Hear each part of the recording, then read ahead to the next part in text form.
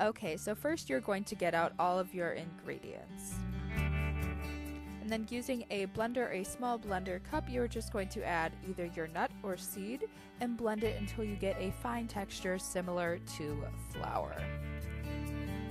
This should take about 30 seconds.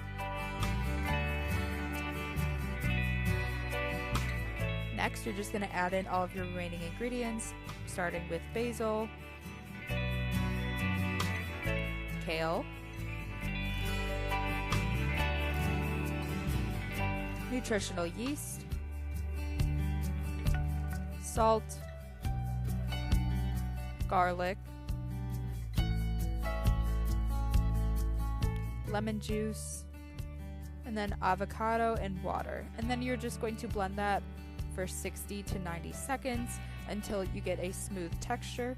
And then you can just serve it on toast or noodles or really anything you desire.